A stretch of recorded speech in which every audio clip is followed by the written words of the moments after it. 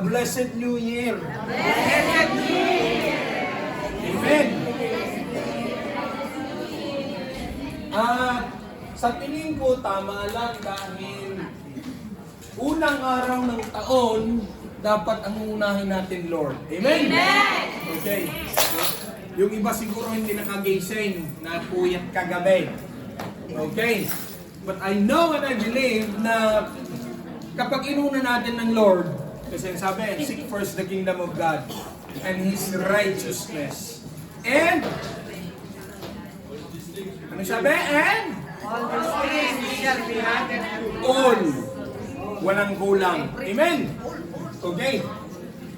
At kung napapansin ninyo, parang kahapon lang, 2025 na, ang bilis ng panahon. Okay. Hallelujah. Kaya, sa ating buhay this coming 2025, sige, unahin ko na yung title bago tayo mag-pray. A new year, a new beginning. Amen! Isang bagong taon, bagong pasimula. Kung ang inyong mga cellphone paminsan-minsan nagka-crash, ayaw nang gumalaw, anong ginagawa niya? Turn off! Pinapatay, nire-reset. Okay? Tapos bubuhayin mo uli, tapos gagana na uli. Paminsan-minsan, kailangan nating i-reset ang ating mga sarili, and I strongly believe that January 1 would be the perfect time with which isang bagong taon ang binigay ng Lord, isang bagong umpisa. Okay? Kasi I would be teaching a series about this. At gaya ng sinabi ko last Saturday, kasi nung Sunday, nagkaroon tayo ng self-evaluation sa isang buong taon. Huling linggo ng taon yon, yung 29. So, in-evaluate natin ang ating mga sarili. Ano bang nagawa? Ano bang ginawa ng Lord sa atin for the entire 2024? Tapos, ngayon is proper New Year. Okay? Sige. I invite everyone. Can we please close our eyes first and bow down our heads and we pray? Father in heaven, in the mighty name of your Son, Jesus, and by the power of the Holy Spirit, Panginoon, salamat sa umagang ito na kung saan inuna namin ang iyong kaharian, Panginoon. Ang aming dalangin, ihanda mo ang aming puso, ang aming isip, upang sa gayon, matanggap namin ang iyong kabahayagan sa unang araw ng taong 2025. Samahan mo ng himala, pagpabala, O Lord God, ang iyong salitang ipapahayag sa aming kalagitnaan. Lord, salamat. We declare, we will be encouraged, we will be, O Lord God, lalo tigit, we will be strengthened by your word, Panginoon, sa araw na ito. Salamat, maging siyang balingkod, itago sa likod ng krus. Hindi ang aking kahinanang makita bagkos sa iyong kadakilaan sa aming kalagitnaan at ang malang pagkilos ng Banal na Santong Espiritu ang aming inaasahan. Salamat po, Ama, sa pangalan ni Jesus. Amen. Okay. Now, kung titignan ninyo, 2024, maraming mga masasayang nangyari. Tama? At kung may maraming masasayang nangyari, marami din lungkot. Kung ikaw na tumawa ng 2024, may iyak ka rin ng 2024. Tama? Ibig sabihin, may highs and may lows ng 2024. Pero hayaan na natin ang lahat ng iyon. Sabihin mo sa katabi mo, kalimutan mo na. Ayaw maniwala sa sinabi mo. Sabihin mo, let go na. Let go na! Pagkawalan na dahil bakit? 2025 na. Okay. Now, ganito. Kasi kukunin ko yung example.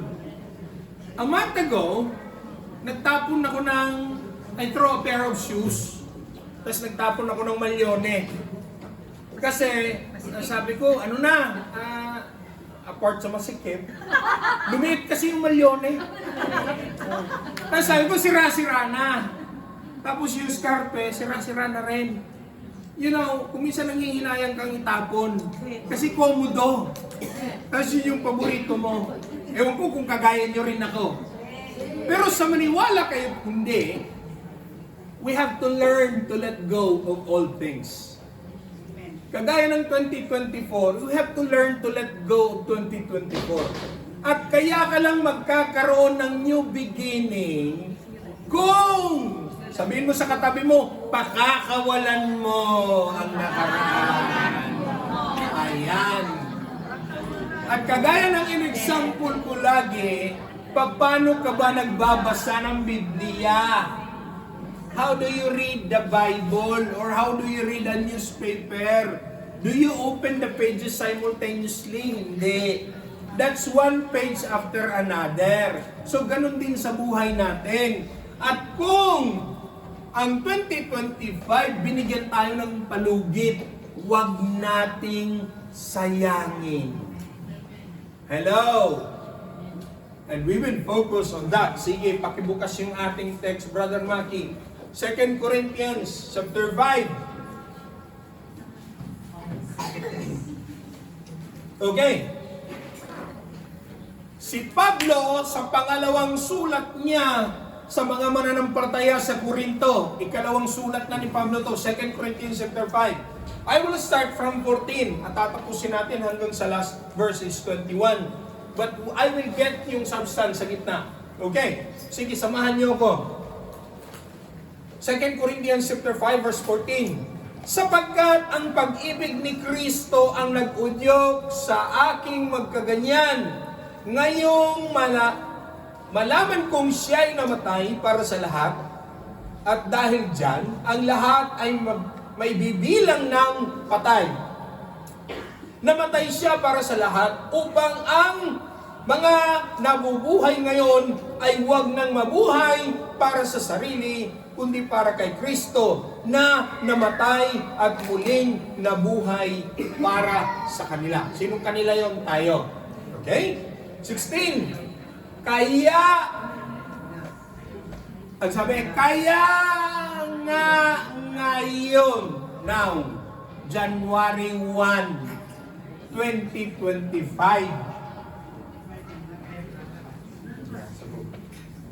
16. Sa taas.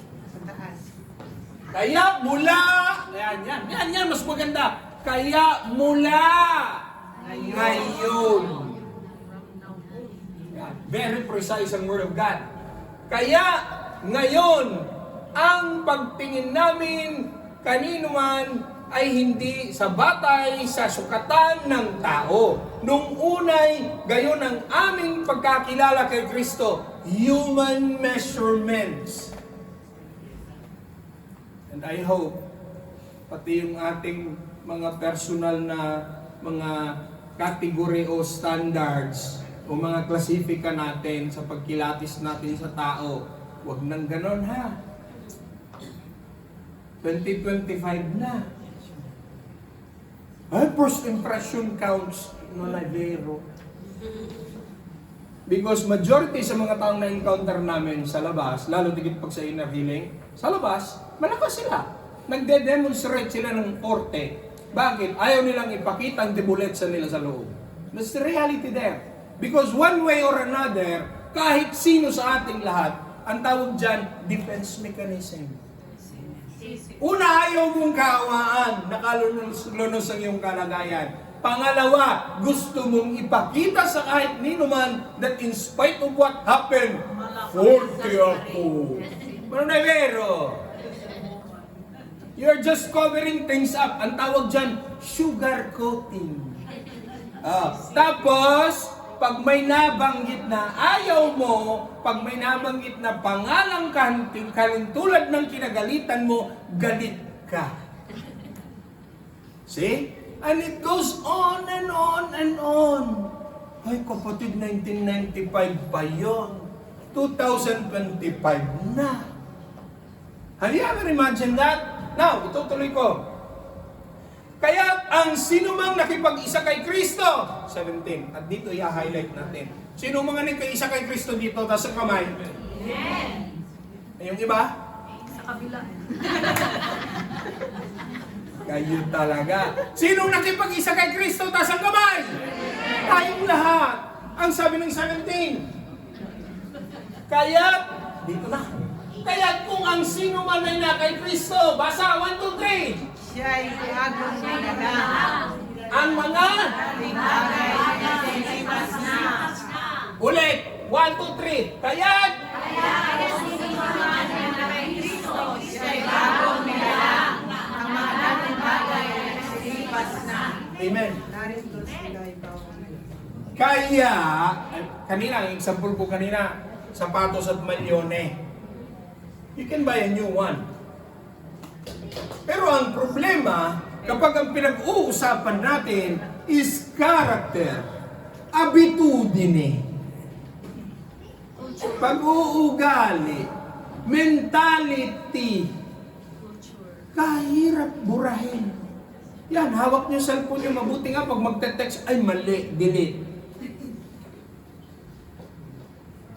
Dapat 2025, we have to release things that belongs to 2024. Embrace new things sa 2025. At idudugtong ko, ganito. Siyempre, binitawan mo yung luma mong sapatos. Dahil, may bago. Luma na yung binitawan mo, bibili ka ng bago. I can guarantee all of you, it is not always comfortable wearing a new shoes. Nagpapaltos-paltos ang iyong dita. Kaya naglalagay ka ng band-aid. Naglalagay ka ng tsiroto.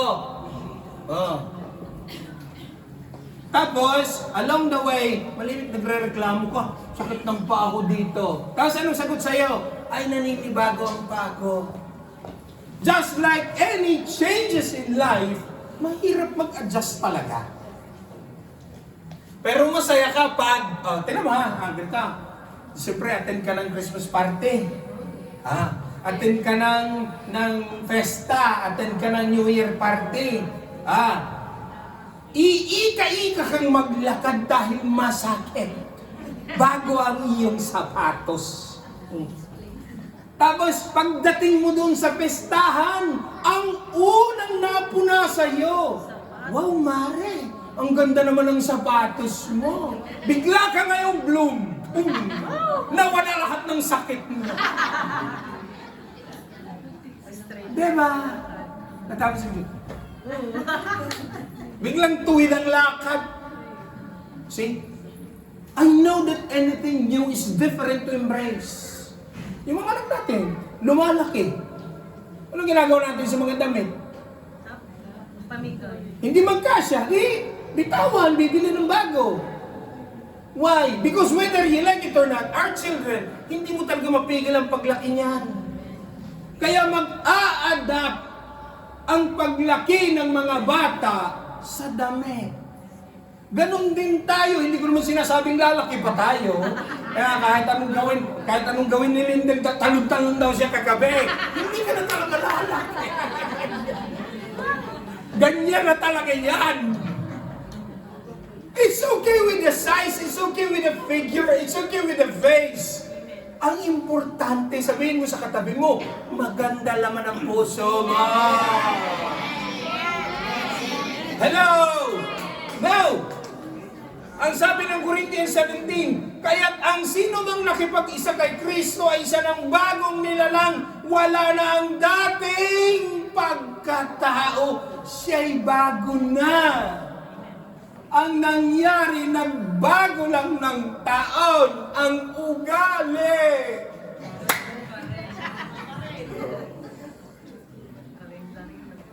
Kaya sabi ng Lord, anak, ano bang gagawin ko sa iyo para magbago ka?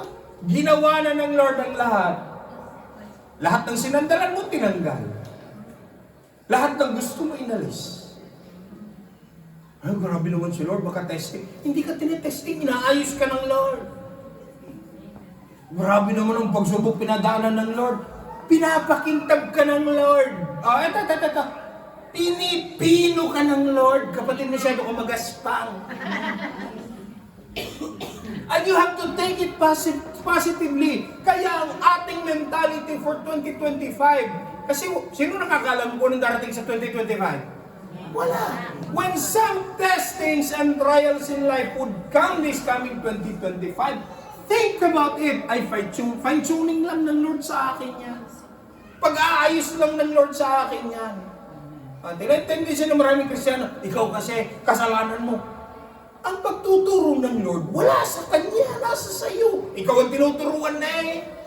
Ginagamit ng mga taong nakapalibot sa'yo. Yung bagang hasaan, yan. Tapos, pag tinutuwid, ayaw. Ayaw ko lang kasama yan. Sakit magsalita. Ayun naman talaga totoo. May nga nasaktan ka pa eh. Kasi kung dead man na, anong tawag doon? Kapalmoks na. Hindi natatablan. Now, ang sabi dito ng 18, ang Diyos ang gumawa ng lahat ng ito sa pamamagitan ni Kristo. Ibinilang niya akong kaibigan at di nakaaway. At hinirang niya ako upang manumbalik sa kanyang mga tao. Ang ibig kong sabihin, ang tao'y ibinibilang ng Diyos na kanyang kaibigan sa pamamagitan ni Kristo. Dahil dati, kaaway tayo ng Diyos. Bakit? Dahil ang tao sa lahat ng ipinanganak matapos kay Adan at kay Eva, ang tawag dyan, may minanang kasalanan. Sa pamamagitan ng isang tao nakapasok ang kamatayan dahil ang kamatayan ay bunga ng kasalanan. Sa pamamagitan rin ng isang tao napapawalan sala ang sangkatauhan, kaya may Pasko. Kaya tingnan nyo, ako I was also, tinanong ko ang Lord Lord, aksidente ba? Na pinagdikit ang Pasko at ang bagong taon? A week after, bagong taon, tama? Although theologically, it was not really proven na 25 talaga pinanganak si Jesus because nobody had verified about it. Pero kung titignan ninyo, ang Pasko, pagbibigay, pag-asa. Pero kung hindi ka bibigyan ng bagong panimula, ano mo yung bagong pag-asa? Alam ko, inaantok kayong lahat. Kulang tayo sa tulog. Puyat. Pero salamat sa Lord, nandito ka. Amen. Dahil bakit? May nais sabihin ng Lord sa iyo. Why? Lahat tayo kasama ako. Gusto ng Lord, anak, last year, ang dari na yung nakaraan. Start with a new one. I'm giving you a new year. Amen. Hello? Kung dati automatic, ngayon kahit single fire na, okay na lang. Boom, boom, boom, boom. Isa-isa na lang pa, isa-isa na lang. At least may changes. Pumuputok pa rin, normal naman na eh. Pero pa isa-isa na lang. Tama mga anak. Ay, sumagot naman kayo. Tama mga anak.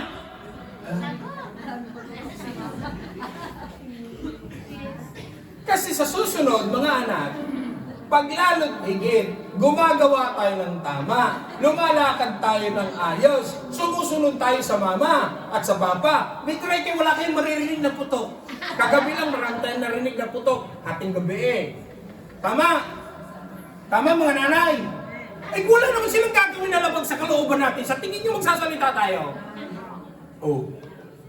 Ikaw itong pagod na pagod galing sa trabaho, pag-uwi mo, pagdating mo, nakatihaya. Hindi lang sila nakatihaya sa tibano, pati pinggang pinagkainan nakatihaya. Nakasampa ang kutsara at tinidur. Pinagkainan kanina pa yon. Kaya pag kinuskus mo ng spoon niya, tigas na. See? Now, itutuloy ko. Ang ibig kong sabihin, ang tao'y ibinibilang ng Diyos na kanyang kaibigan sa pamamagitan ng Kristo at nililimot niya ang kanilang mga kasalanan. Sabihin mo sa katabi mo, salamat sa Lord. Nilimot niya ang ating kasalanan. Now, teka sandali ha. I'm talking about today, tomorrow, and forever. Kaya lagi ko pinapaliwanag, 1 John 1:9, if you confess, if you confess your sin, God is rightful and just to forgive. Bakit kailangan pang i-confess? Hindi mag-aalam ng Lord, di kayo may kasalanan. Confessing there means confirming. Hello? Kaya pag ikay nagpahayag na ikay may kasalanan, inaamin mong may kasalanan ka. Hindi mo nirarakonta sa Diyos na ikay may kasalanan. Dahil bago mo pa ginawa, alam kaya ng Diyos mo nung iniisip mo. Hello? Now, dito, kasi sabi ko, itutuloy ko. Kaya ako'y sinugo ni Kristo, parang ang Diyos na rin ang namamanhig sa inyo sa pamamagitan ko. Makipagkasundo kayo sa Diyos. Now, kasi ito ang second part ng January 5, ngayong Sunday, na dapat sa buhay natin, when we restart, we don't restart alone. My view. Pero tingnan mo ha, 2024, hanggang saan umabot ang lakas mo? Hanggang saan umabot ang finance? O kapito kay tugada niya 2018 euro al mese. Wow, Sana all. But there are times, whether you admit it or not, kinakapos ka rin. Ay kalabaw nga, patampa, nadudulas. See? Whether you admit it or not, 2024, minsan din kahit ikaw na yung pinakamasayang tao, naranasan mo rin maging malungkot. See? Kaya when we restart today, starting today, ang sabi ng Bible, ngayon. Mula ngayon. Oh, kaya sa bahay, kagabi, hating gabi, ang declaration, ito, declaration ni Pastora. 20, kaya inadapt ni Jenny. Kaya ang declaration sa bahay 2025, no stress. And I hope you admit that. I hope you adopt that too. Less ng stress. Kasi tingnan mo, magpupungkwal yun, daming bulet ang darating. Ang sabi ng Bible, can you add up 1 minute of your life by worry? No. Mababayaran mo ba ang buleta sa pag-aalala mo? Hindi rin naman. Subukan mo huwag matulog ng 2 araw, tingnan natin kung mababayaran ng buleta. Hindi rin naman eh. Kaya kita mo? Kaya, ang 2025, it is a new year. So, think about it as a new beginning. Reset. Hello? Kaya ang sabi ni Pablo dito, hindi nagkasala si Kristo, ngunit dahil sa akin, siya ay ibinilang na makasalanan, dahil sa atin, siya ay ibinilang na makasalanan upang mag-ipag-isa tayo sa Kanya at mapabanal sa harapan ng Diyos sa pamamagitan niya. Ang ibig sabihin nito, do not start 2025 alone. Let's start 2025 with God. Now, I will jump to the substance. Okay.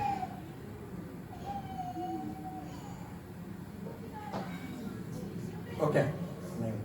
Ayan. Brother Matt, ipakilagay verse 17. Kasi dito tayo mag-focus sa pinakagitna. Kaya ang sino mang na kay Kristo, sabi ko kanina, lahat ba tayo dito ay na kay Kristo na? Amen. Okay. So kung lahat tayo na kay Kristo na, presumption. Ano ba ang presumption?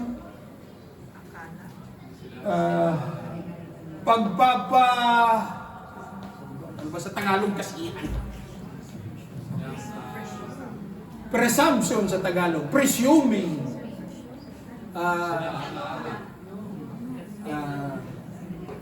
I cannot find the term in Italiano, presumo. Pagpapalagay, okay. Lahat tayo ay kay Kristo na. Tumanggap na tayo kay Kristo. Ipinapalagay una ng Diyos. Pangalawa, ipinagpapalagay ng sarili mo. At lalo tigit, ipinagpapalagay ng mga taong nakapalibot sa iyo. Na one way or another, may nabago sa iyo. Hello? Alam mo, pinupunta na mong church, tapos marites ka pa rin. Ang sagwa-sagwa ng ugali. Nagbago ka lang ng church din. At hindi yun ang kailangan mo. And that's not what God is expecting from you. At hindi yun ang pinagpapalagay ng Diyos sa iyo. I know it's hard. Ayun po, bumabalagbag sa lalamunan. Kaya sabi, ang mga dating bagay ay nagsilipas na. If you will not learn to let things go, old things. Kasi ang nakalusulat dyan, dating bagay. Paano baga sa brother sa English, brother Maki? Per favore. Ito, mas klaro. Hindi old people, ha? Hala, sorry. Ang nakalagay, old things. Hindi old people, old things.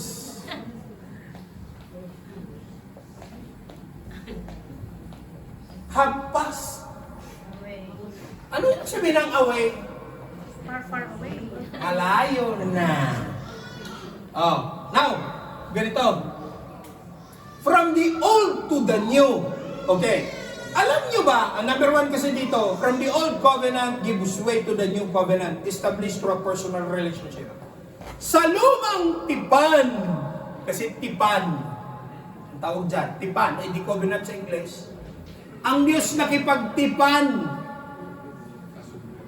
Ang sabi ng Lord, I will be their God, and they will be my people. Pagdating sa John, ang sabi, ang lahat ng tumanggap kay Jesus, binigyang karapatan maging. So, hindi ka na bastang people of God, kundi children of God. Ang bagong tipanan, tayo, mga anak ng Diyos.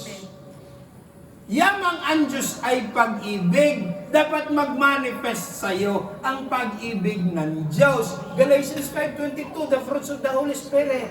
Fruits! Bunga. Pastor, 2024, nangalaglag yung iba. Patience, long-suffering, love, ano pa? Gentleness, kindness. Pastor, nangahulog yung iba. And I hope, once we reset for 2025, we will start bearing the fruits of the Holy Spirit again. Kaya sa lumang tipan, ang covenant luma, ang sabi ng Lord, you will be my people, I will be your God. Sa bagong tipan, I am your Father, you will be my children. Hello? Kaya tayo, tinuturing at tinagurian ng mga taong nakakakita. O, kanina ang aga-aga mong gumaya, tulog pa yung kasama mo sa bahay. Ano sabi sa'yo? Ang aga-aga eh. Saan ka pupunta? Mag-church. See? Mag-church.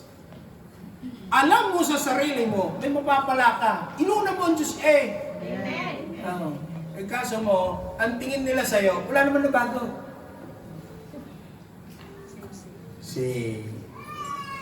So, the old covenant is replaced with the new covenant. Pangalawa, ito. The old man gives away to the new man. If therefore is... Ano ito? Bagay? Hindi. Ano ibig sabihin ito?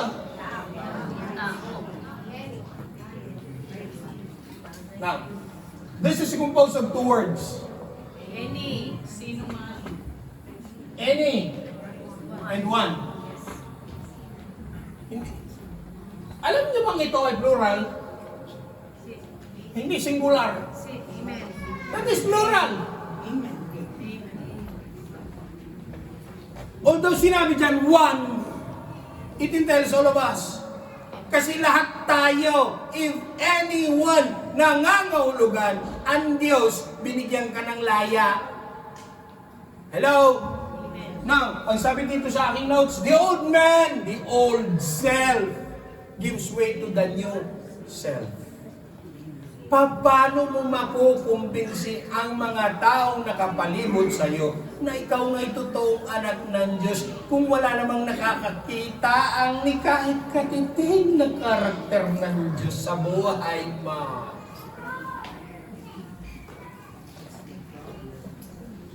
Kaya sabi, if, and therefore, if any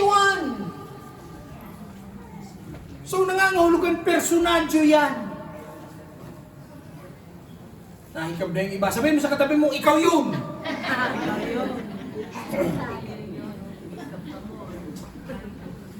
Hindi ko sila, naalala niyo yung, nakwento ko na ito minsan. Nag-birthday siya. 50 na, nag-birthday siya. Golden. Sabi, anong prayer mo? Sabi niya, Lord, bigyan niyo ako ng mahabang buhay. Gusto ko, Panginoon, makaabot ako ng 95 years old. Sabi ng Lord, granted. Oh, wow. Nung umapak na ng 80, di kay... Marami na, ha? Nagpa-facelift siya ngayon. Nagparitokin ang mukha. At tapos na aksidente. Sabi niya, Lord, ang sabi mo, bigyan mo ako ng mahabang buhay. Ang sabi ko, paabutin mo ako ng 95. Ang sabi mo sa akin, Lord, aabot ako ng 95. Bakit kinuha mo ako agad? Sabi ng Lord, ay, ikaw ba yan? Hindi kita nakilala. Hindi kita nakilala eh.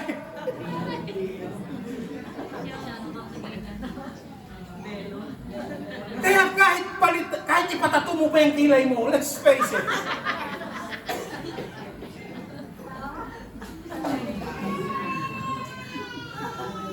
Kahit ilang vials pa ng alam na eh. Ang i-inject mo sa face mo. Because what matters most is the person behind the face, not the face. At may nabasa ako, per la cronaca, may nabasa ako, alam niyo yung Green Bones? Yan ang pelikula sa Pilipinas? Hindi! Pelikula sa Pilipinas. Up to date sa red. Hindi.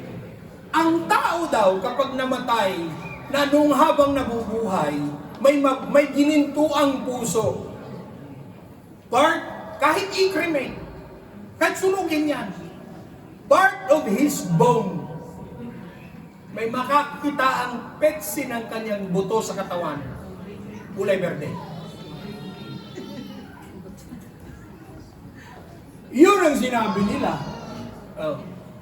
Sabi ko, ako gusto kong ipakita habang buhay ako, hindi pagpatay na ako. Kaya yung old man, wala na, yung new man ang bago. Kaya ganito ha, para sa ating lahat, 2025 na. Sabihin mo sa katabi mo, minus-minus na ang paglamenta ha.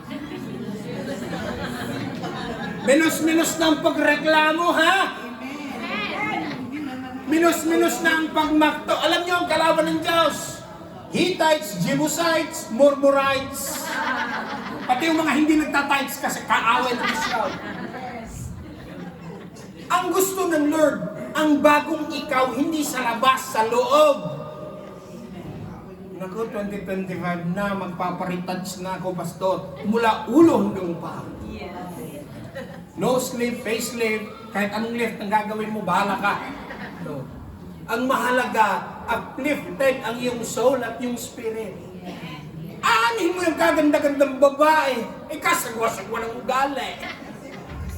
Kaganda-gandang tao, gandang lalaki, model nga. Oh. Kaya ako yung 6 packs, inisa ko na lang.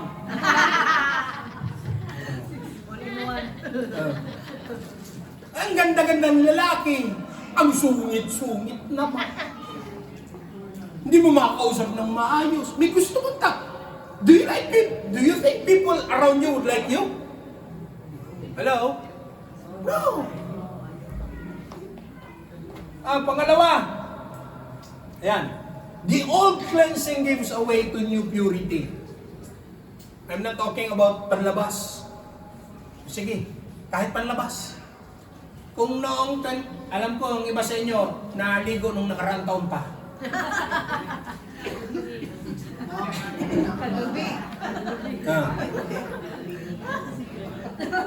Yung sinabing old cleansing replaces, sabi, old cleansing gives way to the new way of purity. Kung noong mga una-unang mga taon, medyo tamad kang maligo kahit winter, ngayon dalas-dalasan mo ng pagpapaligo. Hindi lang physical. Yung old way of cleansing, ano yon? Sa lumang tipan, pumupunta sila sa templo, anong ginagawa nila? Nag-aalay ng hayop. Anong ginagawa? Nagwiwisik ng Romans, chapter 8 and 9. Ang high priest, once a year, pumapasok sa Holy of Holies for the atonement of sin. Ngayon, hindi na. Harap ka na lang sa Lord. Lord, patawad. Lord, hingi akong tawad. Kaya yung old way, wala na tayo sa lumang sistema ng paghingi ng tawad. Papasok sa templo, hindi na ganoon. Paglapit na lang sa Lord, simply acknowledging na tayo may ginawang kasalanan. Panglima na ba? Tulog na ano ba? Okay. The old approach changes to the new approach towards God. Yung paglapit natin sa Diyos. Ang sabi ng Biblia, lumapit tayo sa Lord ng walang pag-aalinlangan. Ang sabi ko, sinong nakakaalam ko nung mangyayari ng 2025? Wala. Bukod tanging ang Lord. Dahil bakit? Para sa Lord, sabihin mo sa katabi mo, ang 2025 mo, tapos na. Amen. Yari na! I-claim na lang natin! Tama! Okay, mamaya magde-declare tayo ha. Yung bahay mo, yari na. Yung bago mong sasakyan, gulong na lang ang kulang. Kahit may gulong, wala naman manibela. Gusto mo yun? Hindi rin naman pwede. Yung anak mo, anak natin. Kasi ako pinagpipray ko rin. Magtatapos yan. Amen! At kiniklaim na natin yan. Ako kiniklaim ko na yan. Lord, they will finish studies. Yes, Lord. Amen, Lord. Tayo mga magulang, panatag din naman ang puso natin. Tranquil lang din naman tayong makita ang mga anak natin nakapagtapos, nagkaroon ng maayos na trabaho. Dahil kung hindi nila gagawin yun, return to sender sila. Kung ano tayo, ganun din sila. Good. Hello? Now, panglima. The old, ito gusto nyo to. The old resources gives way to the new resources. Yan. Kaya, first Sunday ng susunod na buwan, February, okay? Magkakaroon tayo ng first fruit offering. Huwag kayong magdalawang isip magtanim sa Lord. Bakit? Ayaw ng Lord may utang. Kaya nga ako, ang declaration ko kagabi, hindi lang spiritually, hindi lang emotionally, hindi lang physically, kundi financially ibigay natin sa Lord. Bakit? Gusto ng Lord magkaroon tayo ng financial breakthrough, hindi breakdown. Gusto ng Lord magkaroon tayo ng financial breakthrough. But the problem is, kaya hindi makalas-kalas ang pusas, ang tanikala. Bakit? Sarado ang kamay. And I challenge you, 2025. Kasi, ang sabi, magbigay ka. So, magbigay ka muna bago ka makakatanggap. Ang magsasaka para makaani, 116 ang hektarya. Hindi nagtatanim. Hindi naman naani ko, hindi kami tatanim eh. So, ganun din tayo, 2025.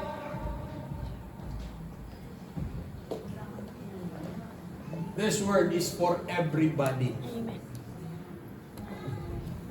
Be generous to anyone around you, not only to the needy. Kasi bakit? Ang generosity nakakabasag ng tanikala ng pagkagumon sa utang.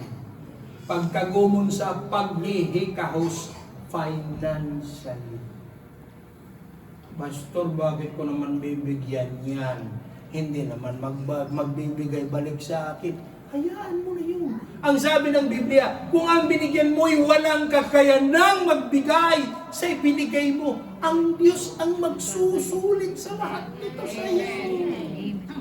You want financial breakthrough 2025? Simply, be generous. And that's one of the keys. Kaya nga sabi ko, reset.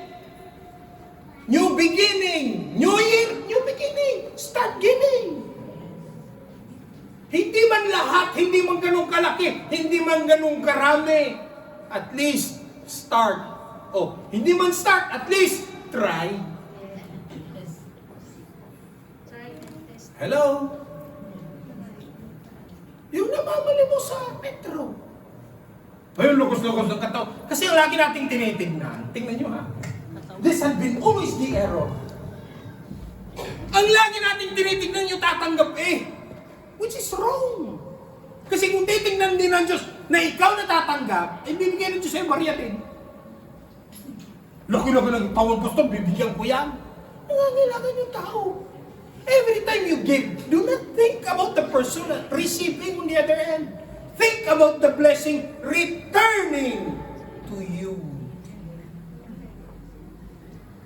Yan nga, testimony ko si Gian. Kaya gusto niya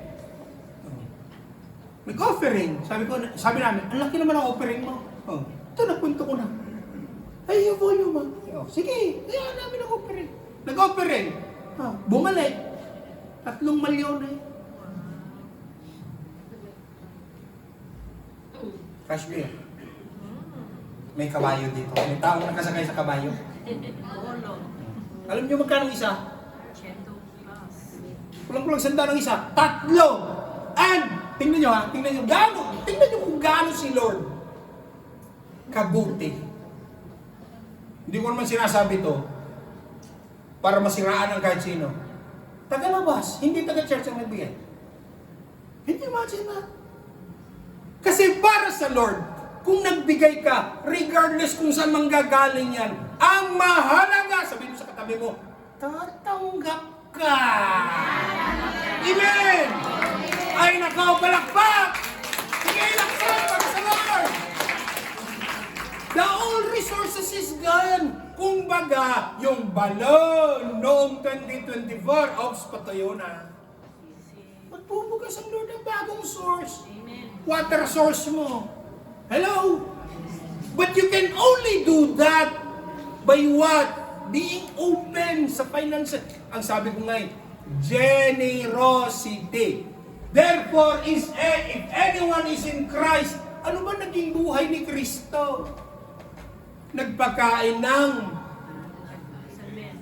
5,000, 2 isda, 5 tinapay, bumuhay, nagpatay, nagpagaling na may sakit, nagbalaya ng mga inaalihan ng demonyo.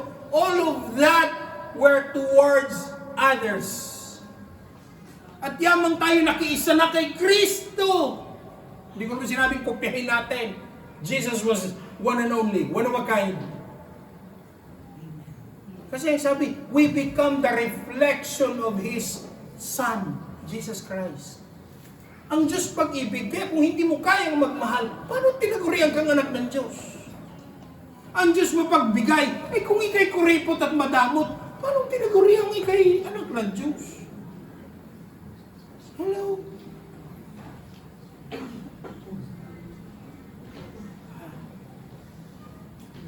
Sige, ganito. Sino gustong financial breakthrough 2025? Taas ang kamay. Taas ang kamay, lahat! Tingnan nyo, nakataas ang kamay nyo. Hello? Guarda kayo, palad nyo bukas. Tama? Paano ka ba nagbibigay? Kasi why? The same way as you open, the same way you will receive.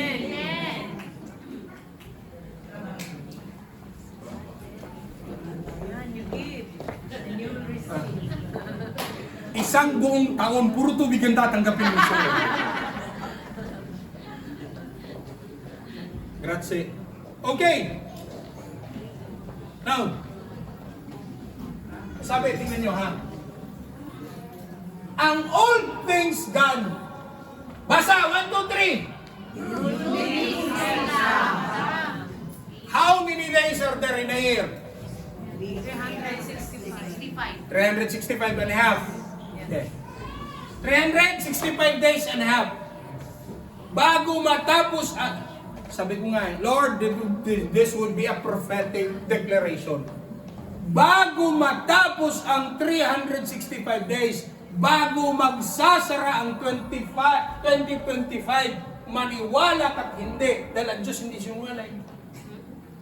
Lahat ng dineklara at binitawang pangako ng Diyos. Tsaka by the way, future tense.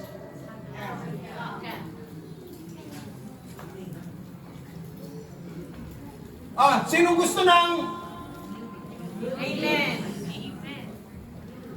lahat tayo? Hello? Amen. Example ko kanina, alam ko masakit ang bagong sapatos. Pero later, as you learn to adjust ang paa mo, ay, alam mo kumudo pa lang sapatos na ito. Ay, alam mo kumudo, okay pa lang sapatos na ito. Kita mo nga naman, kahit umuulan, hindi nababasa ang paa ko. See? Pero lang, pag nakatangkong kang 6 inches, tapos ganito kataas. Pagbababa ka sa grilya, pagbababa ka sa metro may grilya, naiingkastran yung takaw at hindi ka na makaalis. The same as the new dress. Susuot ka, harap ka sa salamin.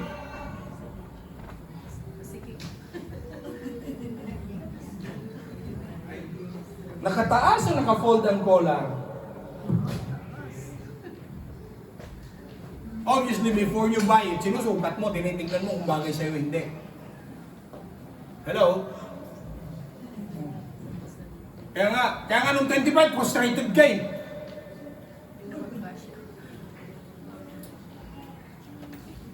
Ito po ang niregalo sa akin. Lalo tuloy ako nagmumukhang mataba. Sana man lang kahit mga white colors o mga loose na mga magaganda tignan. Para nagmumukha akong payat. See? All of us wants new things, but we can only have that if we are connected to the source, which is the Father. Hello? Kapag hindi connected, kaya ito yung sinasabi ko eh.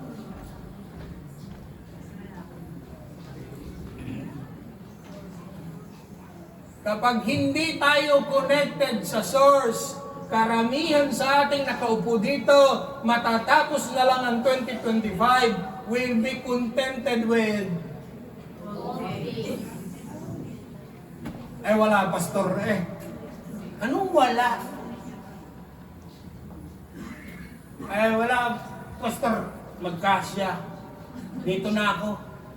Wala, komodo ako dito. Bahala ka. Tapos tingnan mo ganito. Tapos next Sunday, yung katabi mo, nakabagong bag LV.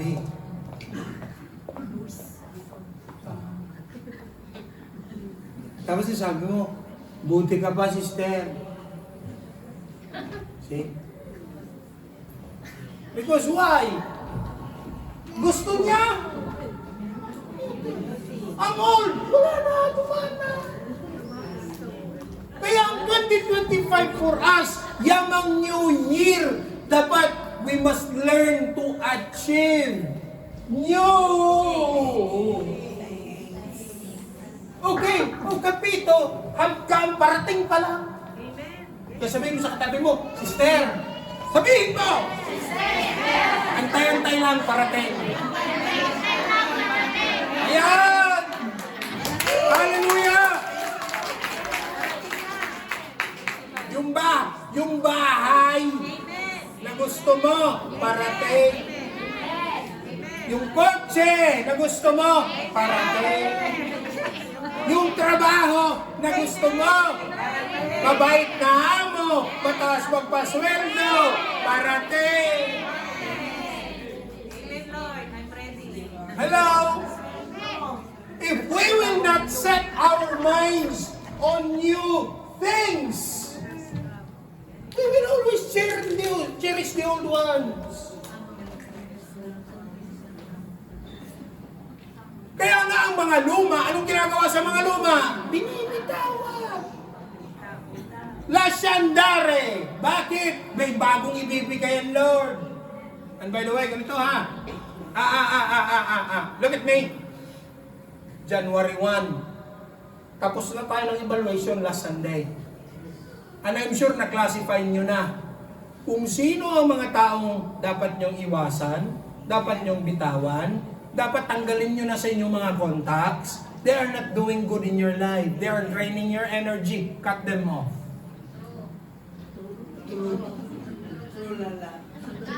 Why? Because why? They are considered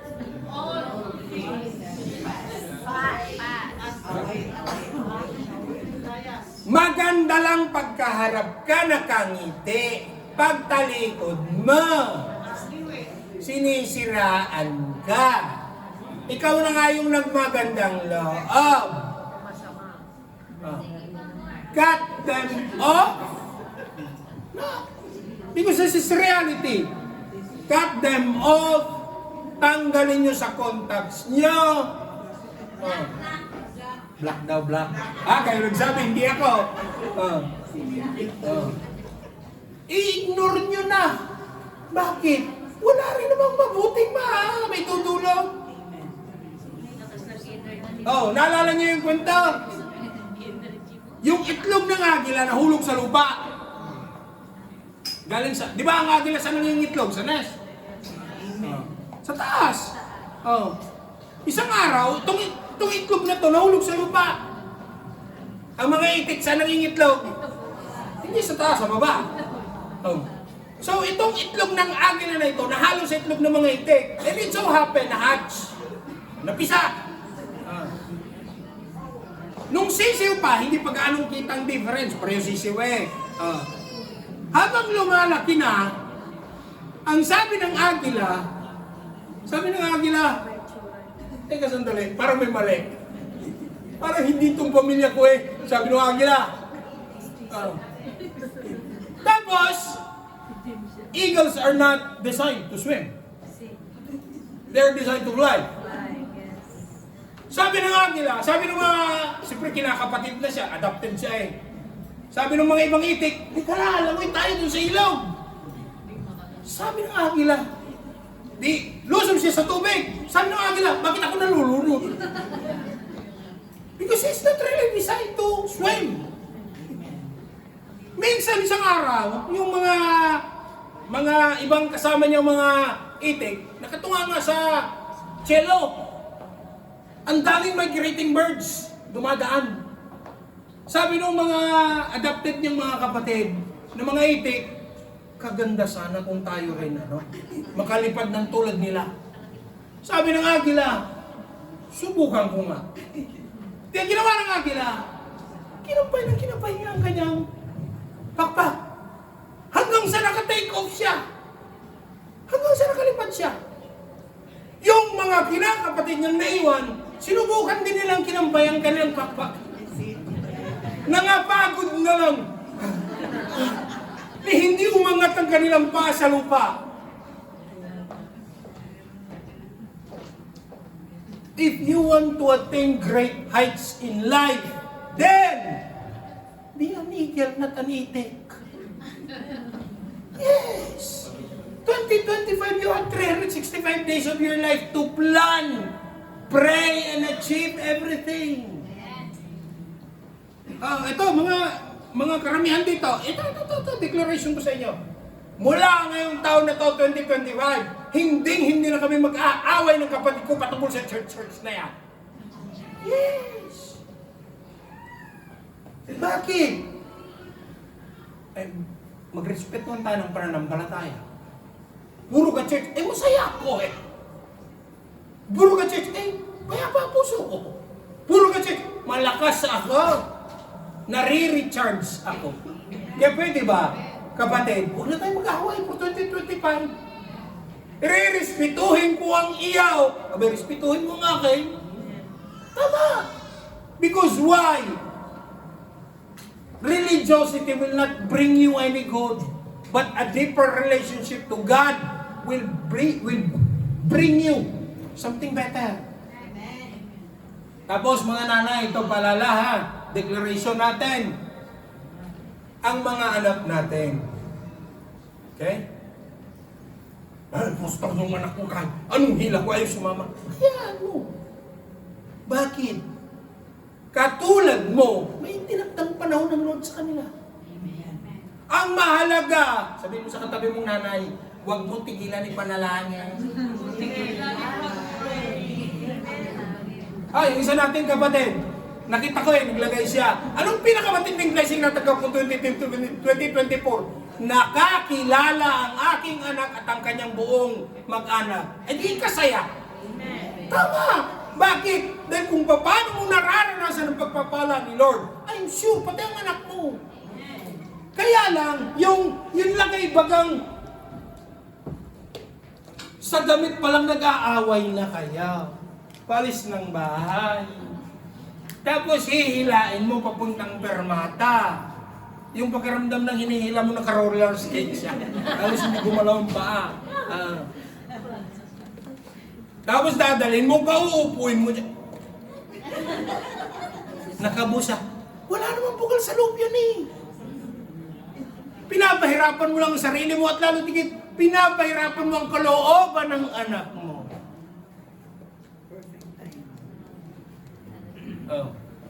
Anong gagawin? Bumalik kayo sa linggo. January 5, ituturo ko anong gagawin. Amen?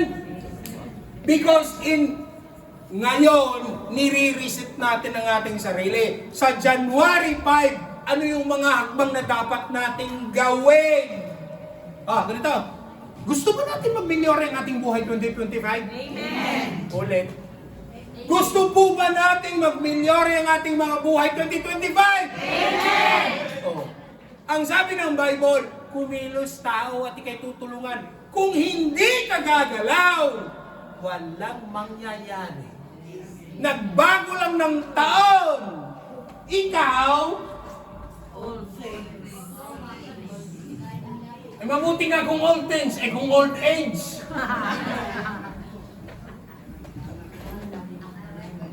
No, because I'm creating a series teaching. 2024, year-end evaluation. 2025, January 1, resetting everything. I-reset natin lahat. Starting from our personal relationship with God. Relationship sa mga mahal sa buhay na kapalibot sa atin. Anak, asawa, lalo tiket, ganito. Relationship sa mga biyanan. Tapos mga ganito, lalo tigit sa mga in-laws. Mga hipag, mga bayaw na ilang taon nang hindi nag-iimikan. Ayusin natin. Hello? Kasi kung hindi natin aayusin yan, sila ang in-expect mong lalapit sa'yo. Ay, pagkawari ko yung mali, ikaw itong nakakilala. Initiate. And mind you, ganito ganito. Imposible, pastor. God will give you the grace to do it. Believe me. Hello? Nandiyan pa ba kayo? Sige, conclusion na. Ang sabi ng John 1:16, Brother Maki, pakilagay. Ito gusto rin nila eh. Gusto rin natin ito. John 1:16. Okay? From the fullness of His grace.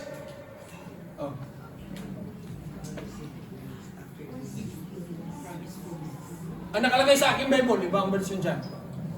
From the fullness of His grace, we have received one blessing after another. Ang nakalagay, grace for grace. Ibig sabihin, one after another. Ayan. Yan. Hindi lang ito. yung sabi ni Pastor anong nakarang linggo, hindi ba katuldok ang nilagay dito, koma. Kaya yung sinabing biyaya sa biyaya, alam niyo kung ano ibig sabihin yan? Siksik, liglig, at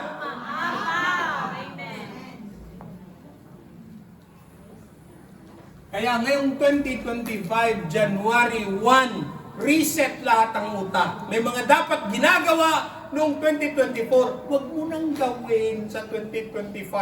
It harms you. Ako, lagi kong pray, Lord, cool me down. Lalo tingin, pag nagmamaneho, ay, yung mga driver dyan, ha?